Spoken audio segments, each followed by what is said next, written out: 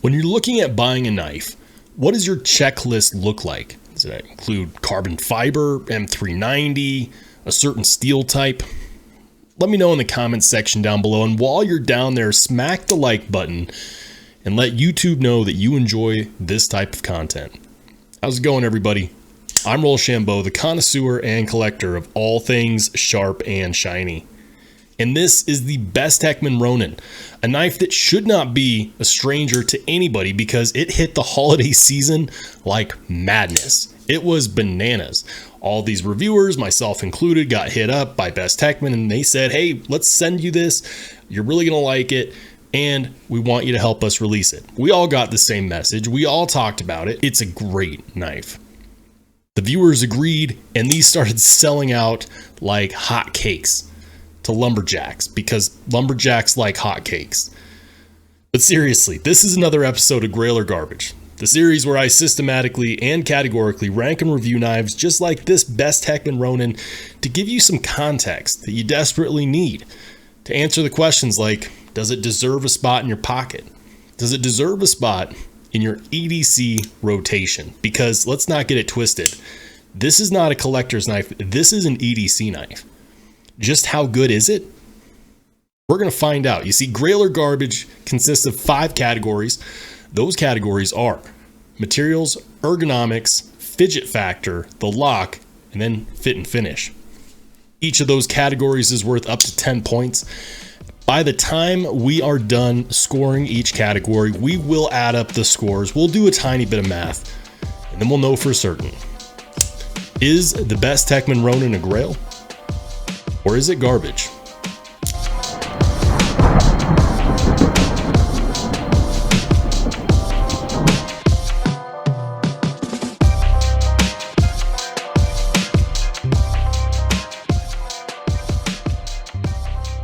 All right, so it's about time that we go ahead and give my favorite $50 or less knife of 2022 a rank. This is a knife that I thoroughly enjoyed, and full disclosure, Bestechman did send this to me for the pre-release before these came out so that I could review it. They didn't tell me what to say. They said, give your honest review in your style. That's what it said. So I carried this with the understanding of, if it was my money, if I had bought this, would I buy this? And the answer is absolutely yes. A lot of that has to do with how much I enjoyed the Bestechman Dundee and the quality that I felt when I carried that knife. This knife has a lot to offer as an EDC knife, and I plan to prove that in this ranking. The context is that we base everything off of the price, and that's very subjective. Am I more likely to recommend something in a category if it has just better materials overall, but it costs a lot and is harder to replace? Or am I going to make a suggestion based upon how much value do you get out of it? So I want you to think about the value throughout the course of this video, because that's what I'm basing this off of. How good is the value? For materials is based heavily upon how much it costs, but also how available it is. Now, when these launched, they sold out rather quickly. In fact, if you go to Bestechman's website right now, they do not have them in stock. Don't worry though, my friends over at White Mountain Knives do have them in stock. And so I will link to White Mountain Knives below, and I will also give my 10% off discount code, which is RSB10.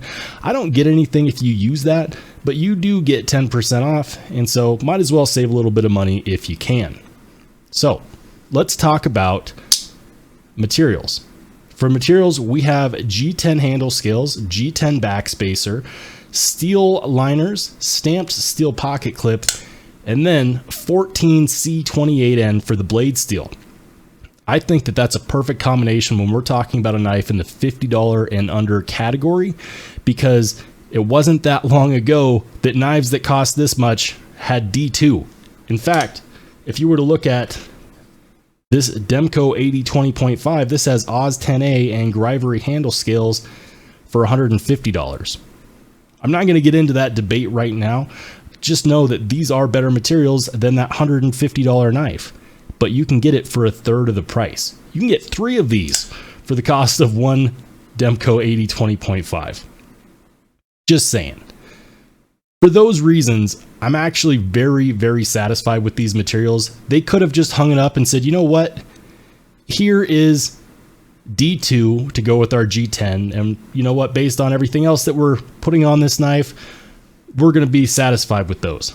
But they listened to the knife fanatics. They listened to the market that said, we want more high-end materials at a more affordable price, and they delivered.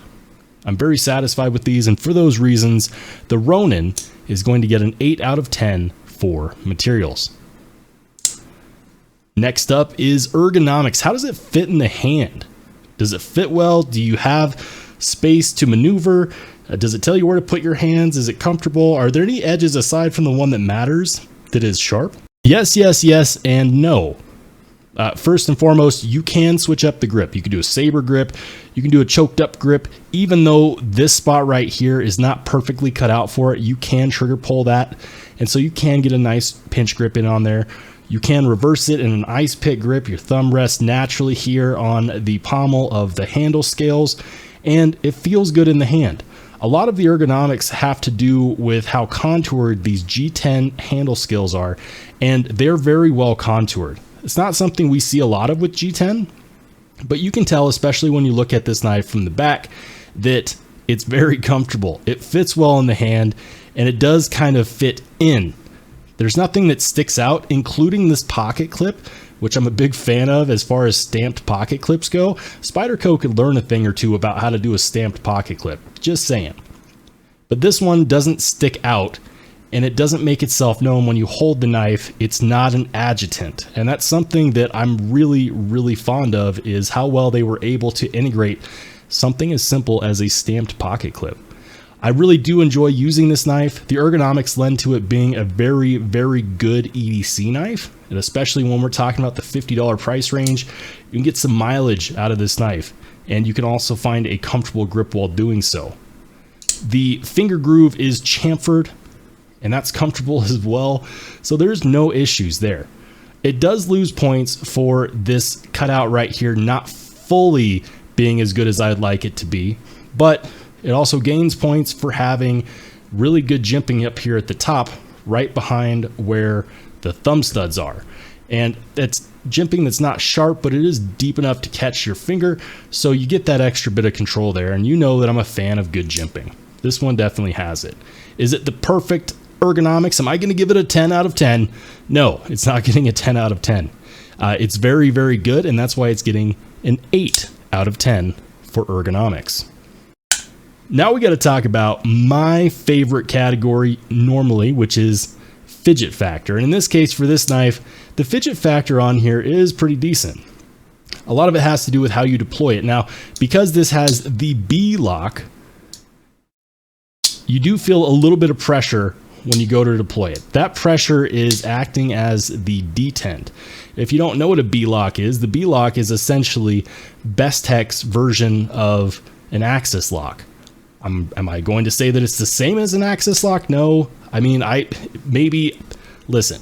The B lock is a crossbar style lock that works with an omega spring and provides tension, much like with a plunge lock or button lock knife.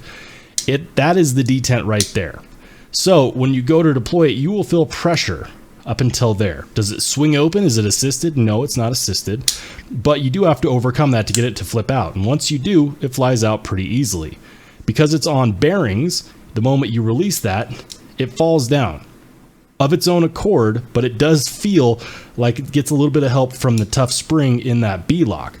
So fidgeting with this is actually pretty good. Is it the most fidget friendly knife I've ever felt? No, definitely not, but it is something that is fun to play with, and it has really, really good balance. Honestly, it is fun to carry. It feels good in the hands, so the ergonomics lend to that fidget factor as well, and it's not uncomfortable to close. I do wish that we had had more than just a thumb stud option. I would love to see a flipper tab with this B-lock to see how it would work, or possibly even a fuller. You know how big of a fan I am of fullers. I'm just throwing that out there. The fidget factor is good, but it's not stellar, and for those reasons, it's going to be getting a 7 out of 10 for fidget factor. Next to last, we got to talk about the lock, and I did touch on this a little bit before, but this is Bestechman's B-Lock. It's Bestech's B-Lock, I guess you could say. It's their attempt at doing a crossbar style lock, and I think that overall they do a good job. This does not feel just like an axis lock, although it does work off the same premises. The B-Lock itself is a bit stiffer than what you would get out of a Benchmade knife with their axis lock, but it isn't hard to actuate. I cannot actuate this super well with one finger, but with two fingers, it's not a problem, and it releases very well. As far as the lockup is concerned, there is no blade play up, down, left, or right, so that's pretty good. As far as the action with that lock, there's no problem engaging or disengaging it. It's just something that I really enjoy doing. And because the lock is so sturdy, I have a lot of faith for the regular cutting tasks. Did I do a bunch of spine whacks with this knife? No, I did not, but I don't spine whack my knives. That's not a regular use case scenario, but I have used this, and you can tell because there are scratches on the blade, a lot of fingerprints, so on and so forth. It's an EDC knife, and so that's how it was used up till now. The lock is very good, very, very good. And for $50 or less, getting a lock of this quality on this knife is fantastic. I love that they introduced the B-Lock in a $50 or less option. And so for those reasons, it's going to be getting an 8 out of 10 for the lock. Guys, we're almost there. We need to talk about the fit and finish. And fit and finish is more than just how well manufactured it was, although I'm happy to tell you that this was very well manufactured. It also has to do with the design language. Was their vision realized in the form of this knife? And I think that it was. They didn't attribute this design to any one designer, and I am pretty sure that they mentioned that this is an in-house design. For this being an in-house design, this is fantastic. A lot of in-house designs really hit in some places and then miss in others, and on this one, they just hit all over the place. Everything is nicely rounded down. They chose a lock which a lot of people really enjoy and is not a basic frame lock or even a liner lock. You know, it's a crossbar style lock. The handle scales are really nicely contoured. We get this single-sided captive pivot, and it's running on good bearings. The pocket clip is a stamped pocket clip that does not bother me, and that's, you know, while it's becoming more common, it's not as rare as it used to be when I look at a Bestechman knife. What the clip that they got on the Dundee was phenomenal, and they have another hit here with the pocket clip on this Bestechman Ronan. So overall, I don't really have many complaints. And the one complaint that I do have is that I wish that there was a little bit more of a finger cutout here and maybe a few more deployment options such as a fuller or a flipper tab. But that's a matter of preference, which is really subjective. I really like the addition of this backspacer, and it gave me enough confidence to go ahead and put a polished edge on this knife, which I think looks fantastic, and it also cuts really good. So at the end of the day, I don't really have a whole lot to complain about. The ergos are good. The materials are good for the price. The fidget factor is acceptable in an EDC knife, more than some. And they nailed it in the production. I think you could do a lot worse for $50 than this. So much, in fact, that I named this the best $50 or under knife in 2022, and I stick by that. 2 or 3 weeks later, I still stick by that. If you're interested in a good knife under $50 and you want something that is going to really satisfy you, I highly suggest going to White Mountain Knives, checking them out, use the discount code to save yourself some money, and pick one of these up. I really don't think you'll be disappointed. And for all of those reasons, this is going to be getting a 9 out of 10 for fit and finish. Let's go ahead and add up all the scores. For materials, the Ronan got an 8. For ergonomics, an 8. For fidget factor, a 7. For the lock, it got an 8. And for fit and finish, it got a 9. When we add up all of these scores, we end up with a total overall score of 40. 40 out of 50. Is this a Grail? No, it's not a Grail, but it's really, really good. For $50 for a knife to score 40 is fantastic. I didn't think a knife was going to overtake the Dundee, but it only feels right that the knife that did also came from Bestechman. who is really hitting it off as the sub-brand of Bestech. They did a fantastic job on this knife, and this knife's rank, in my opinion, is well deserved. But I also care about the opinion of the people, so let me know in the comment section down below. Do you agree? Do you disagree? No matter what, I want to hear from you. While you're down there, make sure you hit the like button. If you made it this far, consider subscribing. YouTube tells me that despite the fact that I get these views, only about 20% of you are subscribed. So help me create more content, hit that subscribe button. And guys, if you liked the video, make sure you give it a thumbs up. If you didn't like it, that's okay too. There's a button for you. And if you want to see the next Grail or garbage ranking, make sure you are subscribed. I'm Rollshambo. I'll catch you on the flip side.